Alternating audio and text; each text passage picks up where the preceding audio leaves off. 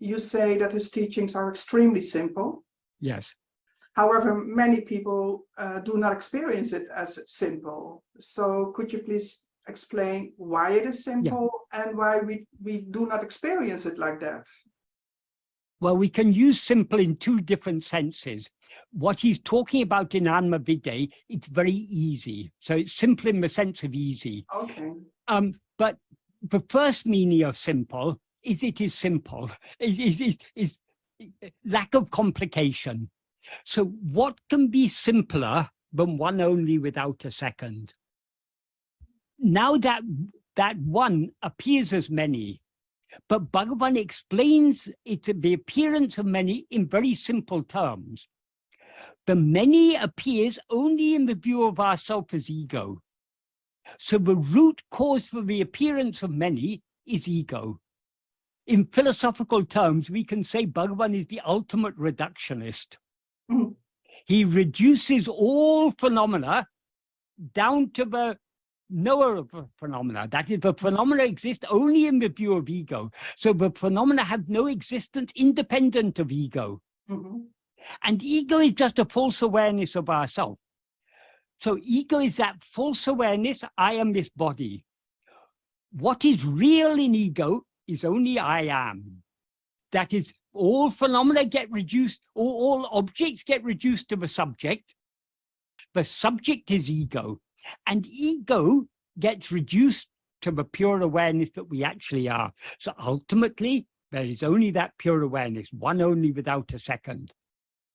But if you read classical Advaita, unnecessarily they complicate it about when Brahman is united with Maya, he becomes Ishvara, and Ishvara creates this, and out of this element he creates this element. Oh, it's all a big headache. Yeah. So much unnecessary philosophy has got mixed up with Advaita. But that is the proposition of Advaita is the simplest proposition there is. What exists is one only without a second. If such is the case, why to complicate it unnecessarily? Okay, there's one only without second, but how come it appears as so many? To whom does it appear as many? Bhagavan says, to me, to me as ego. In sleep, we don't rise as ego, so we're not aware of the appearance of many. All we are aware of is I am, one only without a second. But in waking and dream, we rise as ego, and all this multiplicity seems to exist. So the root cause of all multiplicity is our rising as ego. We seem to be ego only so long as we're looking elsewhere. So long as we're looking at other things, we seem to be ego. If we turn our attention back to ourselves to see who am I, this ego, there's no such thing as ego to be found. The underlying reality is only the pure awareness. So if we look at ego, what we will see is not ego, but only pure awareness. If you see a rope and mistake it to be a snake, if you look at that snake carefully to find out what variety of snake is it, what will you find out? It's not a snake at all, it's only a rope. Likewise, if we look at ego, we will find that what it actually is pure awareness. When ego thereby dissolves back into pure awareness, the source from which it arose, everything else that appears only in the view of ego will also dissolve along with it. And what will then remain is the one thing that actually exists, namely pure awareness, which is what we actually are. But one thing, just because they're simple doesn't mean everyone can understand them, because our minds are very complicated. We have so many preconceived ideas and notions. Unless we are willing to jettison all our previously cherished beliefs and assumptions and everything, we will not be able to understand Bhagavan. So long as we are holding on to our old beliefs and assumptions, we will not be able to see Bhagavan's teachings as they actually are. So the reason so many people are not able to understand Bhagavan's teachings is not because Bhagavan's teachings are complicated. Bhagavan's teachings are extremely simple. Our minds are complicated. And so our complicated minds are not able to recognize, are not able to clearly see the simplicity that lies in Bhagavan's teachings. So that's one sense in which Bhagavan's teachings are simple. So though they are very simple, they're also very deep and very subtle. We shouldn't imagine that, oh, because they're simple, it's very easy to understand them. No, we need years of careful study, careful manana, and most important of all, practice, because his teachings will become clear to us only to the extent to which we put them into practice. Simple also has another meaning. We talk about something being simple if it's easy. Bhagavan's teachings are also very easy, because all we have to do is to turn our attention back to ourselves. But one thing that we know more clearly than any other thing is our own existence, I am. Whatever else we may know, we always know I am.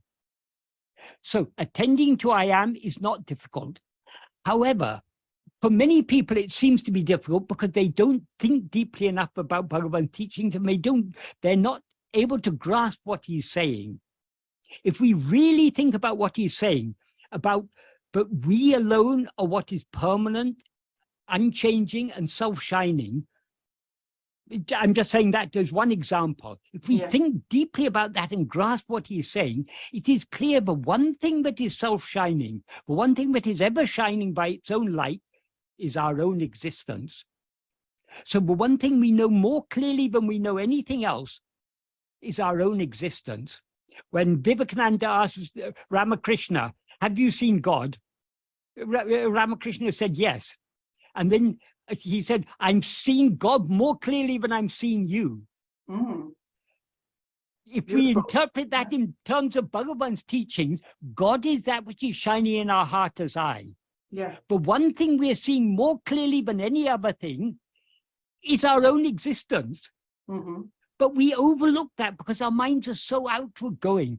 So for many people whose minds are extremely outward going, they find it difficult to understand even what it means to be self-attentive, even what it means to attend only to our own being, to hold on to our own being.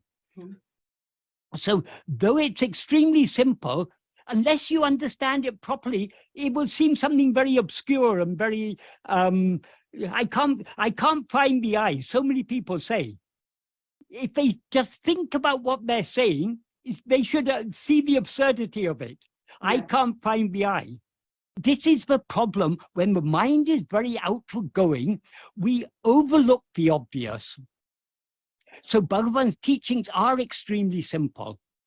It is extremely easy to attend to ourselves, but we need to grasp what it means to attend to ourselves. And once we have grasped what it actually means to attend to ourselves, does it then become very easy? It is always easy, but it still seems difficult. Why?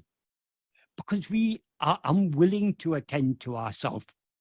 Because as ego, we as ego depend for our very existence as ego upon grasping things other than ourselves. Ego cannot rise, stand, or flourish without grasping form, as Bhagavan says in verse 25 of Uludunapatu. So the very nature of ego is to be constantly grasping form.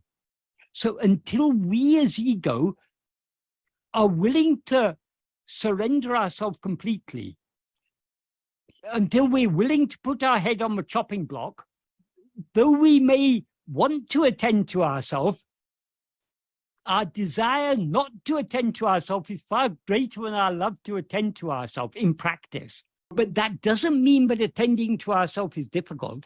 It means that we're reluctant to attend to ourselves.